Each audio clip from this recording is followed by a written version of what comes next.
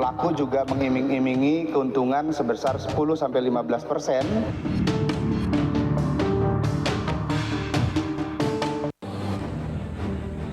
Ratusan mahasiswa di Bogor, Jawa Barat terjerat kasus penipuan investasi dengan modus pinjaman online.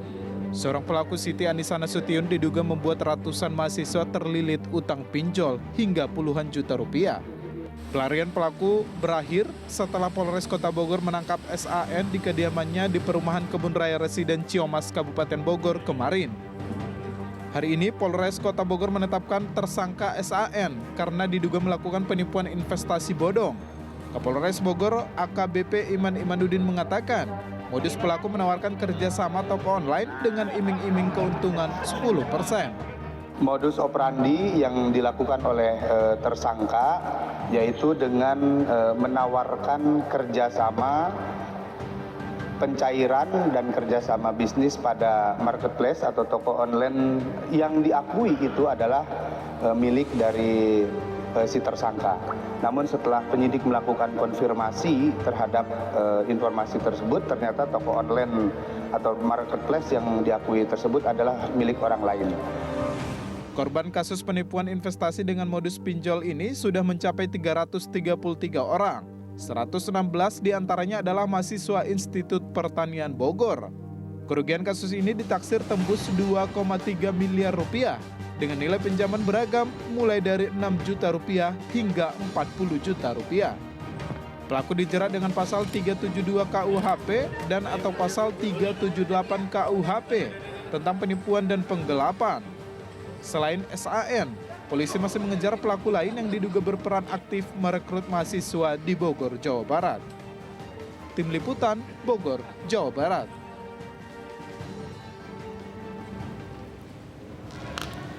Ya, lebih dari 300 mahasiswa terjerat kasus pinjaman online.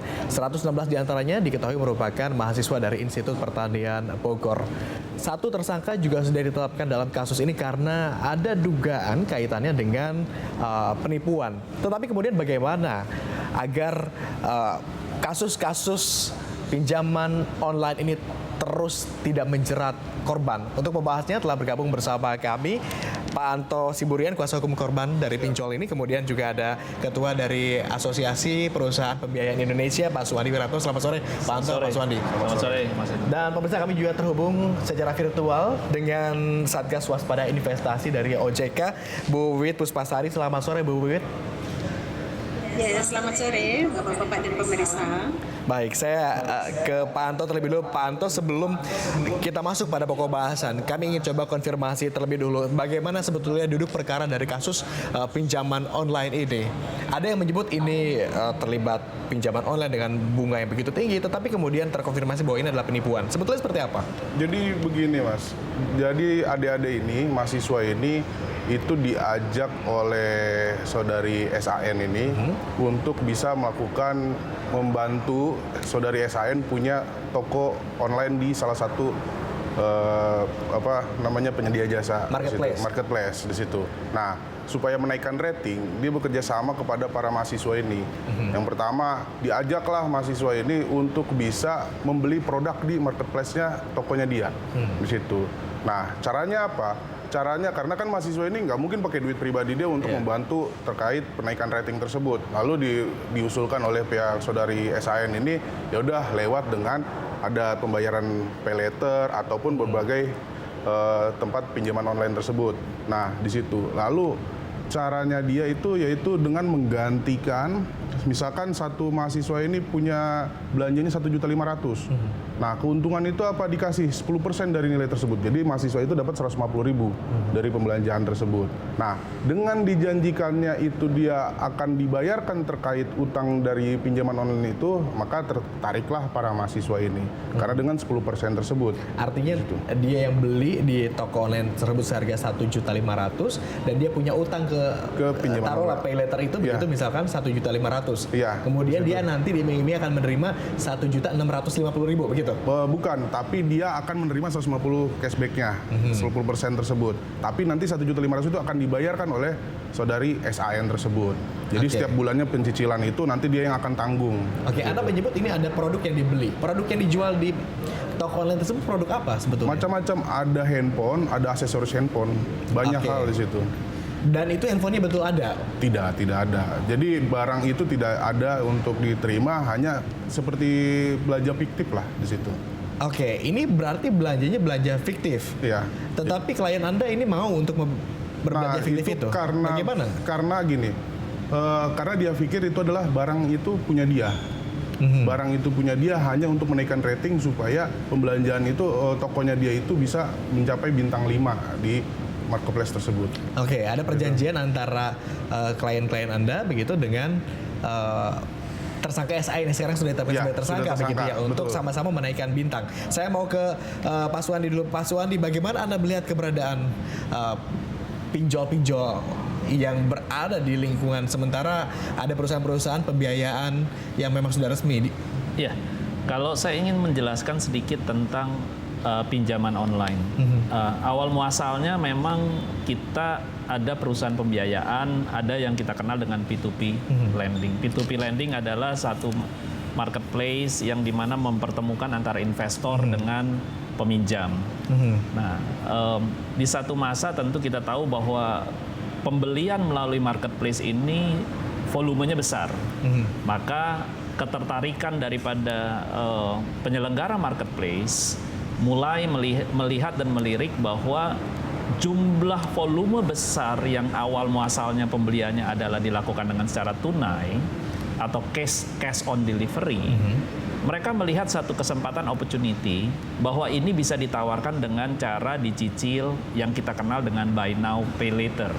Beli sekarang, dicicil kemudian.